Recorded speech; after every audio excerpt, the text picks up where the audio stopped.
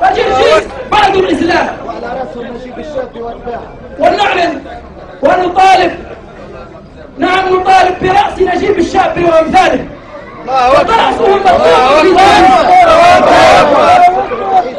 في نجيب الشابي وشكري بالعيد وأمثاله وأشباهه، رؤوسهم مطلوبة في جرجيس. تعال إلى جرجيس، تعال إلى جرجيس، إن كان فيك دم وإن كانت فيك رجولة، فسترى يا أبناء جرجيس ماذا يفعلون فيك وفي أمثالك وفي أشباهك.